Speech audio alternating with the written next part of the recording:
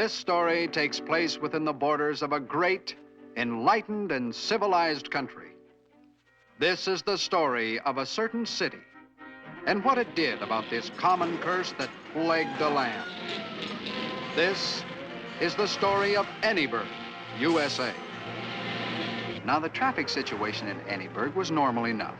Certainly no worse than in any similar community. But what was a little different in Anyburg was a certain growing feeling of dissatisfaction with their traffic troubles. Homicide on the highways was increasing at a startling rate. And the Anyburgers found that they were becoming somewhat annoyed. In fact, good and sore. It was very obvious to them who was at fault: the automobile. And so the automobile was placed on trial for its life. Will the prosecutor proceed with a cross-examination? Ladies and gentlemen, behold, on the stand a representative of this criminal band. You are an automobile, are you not? Answer the question, you rattling old putt.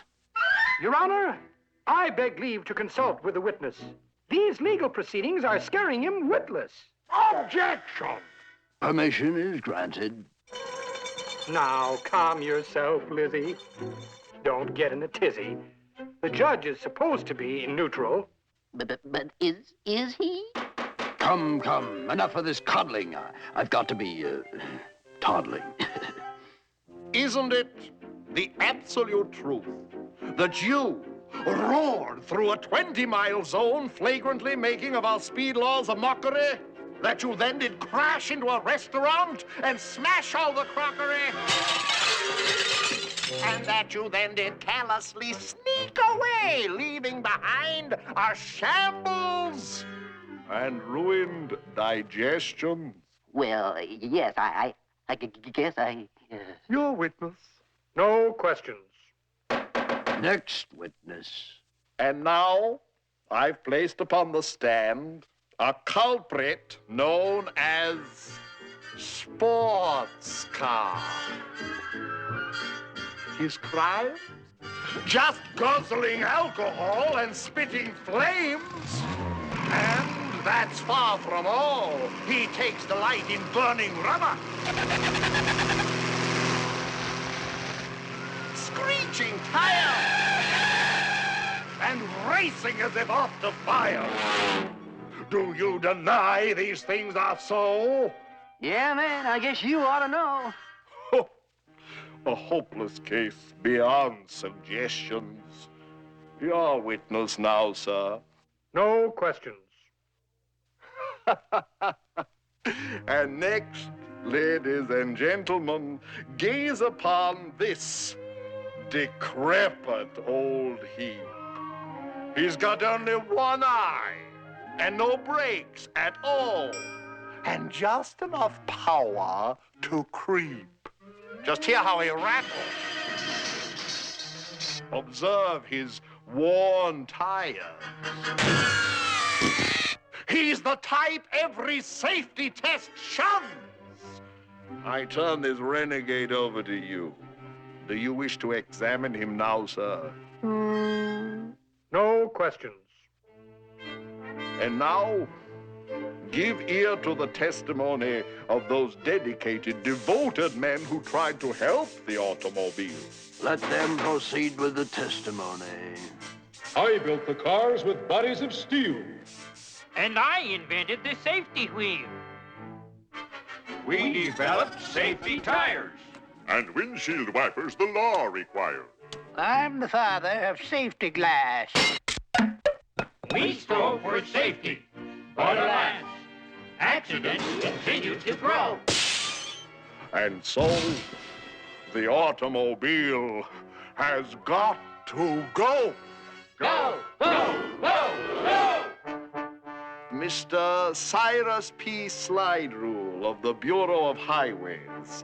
Would you please tell us of your department's valiant efforts to pave the way for safety for the automobile? I used my brains and hired some brawn.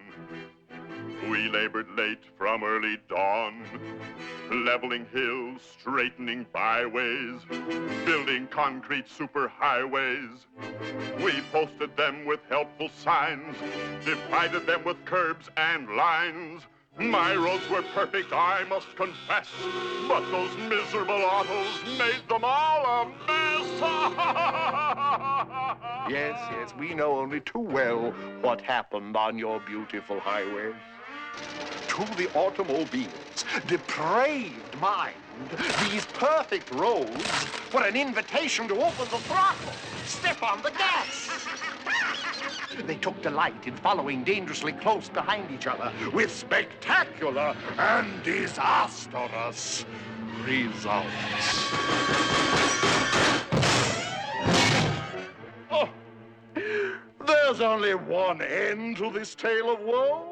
The automobile has got to go! Ladies and gentlemen, I rest my case. I know you will bring in without delay a verdict of guilty. And now, what has the attorney for the defense got to say? With your indulgence, I'll set the scene. Please gaze upon my magic screen. Now, what appears before your eyes? A speeding automobile, would you surmise? Let's fade the car out, if we can. And what's revealed? A speeding man. Okay, baby. Let's see if we can do 90. Can't let that train beat me to the crossing. Come on, come on. Clear the road. Little does this chap realize he's heading straight towards his demise. Your car's body is made of steel. But alas, frail human bodies are harder to heal. Now, would you call this car drunk? No, sir, not at all. It's the people inside it who've had alcohol. We won't get home until morning. We won't get home until morning. To mix alcohol with driving is rash. Note the result, the inevitable. Now, here's the police lineup. All violators. Look 'em over. Ordinary citizens. Okay, take this one. What's the charge?